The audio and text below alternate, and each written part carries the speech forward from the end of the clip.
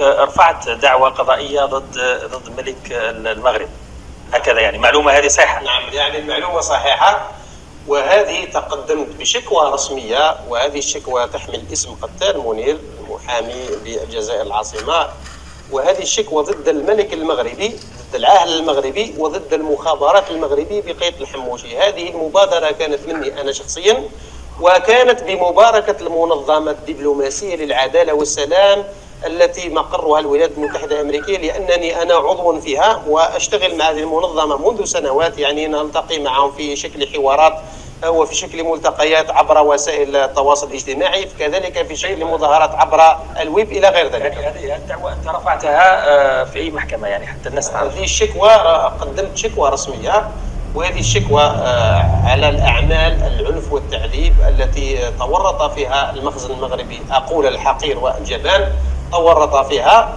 في دفاعا عن الأفارقة المهاجرين. أنت رفعت دعوة قضائية في المحكمة، يعني الجهة المحكمة الجنائية الدولية. المحكمة الجنائية أنت رفعت دعوة قضائية في المحكمة الجنائية الدولية ضد العاهل المغربي والمخابرات المغربية على خلفية قضية قتل الأفارقة. حوالي كم يوجد إفريقيا؟ هذه القضية قضية إنسانية بالدرجة الأولى.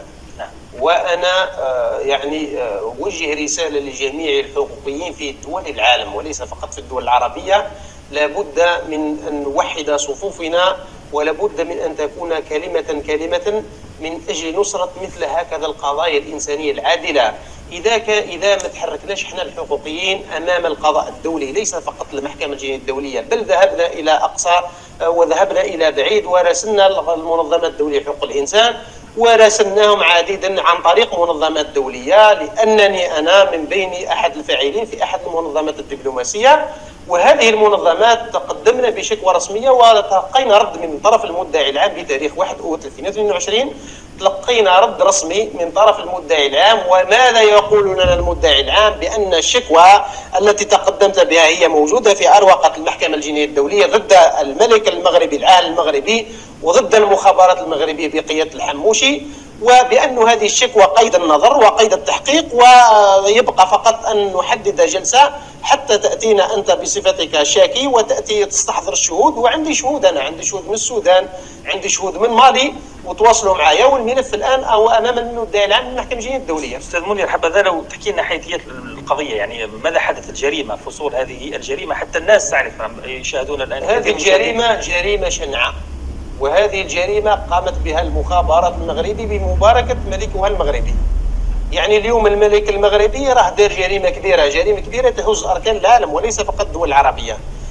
استعطف هؤلاء الأفارقة المهاجرين ووعدهم بمناصب شغل في المغرب، لأن المغرب وإسبانيا هي في الحدود تقريبا، وهؤلاء المهاجرين هم جاءوا إلى التراب المغربي من أجل القوت، من أجل الشغل، من أجل العمل. بل قاموا المخابرات والأمن المغربي بتزوير بعض جوازات السفر، لأن هؤلاء المهاجرين أخي مصطفى حتى يكون المشاهد الكريم في الصورة، ما أتاوش حراقة، ما جاوش حراقة، جاوا بالباسبورات تاع 23 مهاجر إفريقي، وأنا أتحمل مسؤولية هذا الكلام من هذا المنبر، بكل جوازات سفرهم. بل أمتلك 3 جوازات سفر من بين هؤلاء المهاجرين الأفارقة اللي هما قيد الحياة، والآن راهم في إسبانيا. راهم كاين عائلات يتواصلوا معايا عن طريق الواتساب.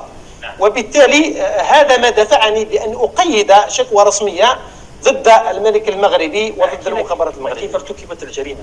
ارتكبت الجريمة عن طريق التعذيب، وارتكبت جريمة هي جريمة مدبرة في المغرب، في التراب المغربي، ما بين سبتة ومليلية، ما بين الحدود المغربية والحدود الإسبانية.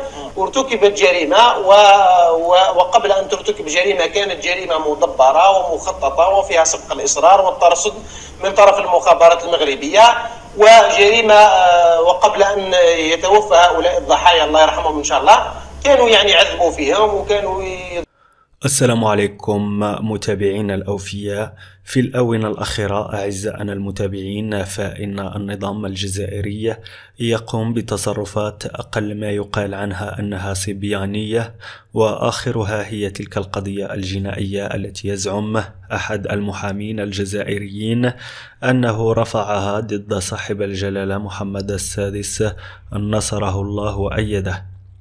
والغريب في الأمر أعزائي المتابعين أن هذا المحامي الجزائري تمادى في الكذب والمغالطات، وقال أن المدعي العام بمحكمة الجنايات الدولية اتصل به شخصيا وأخبره أن القضية جاهزة وسيتم البث فيها.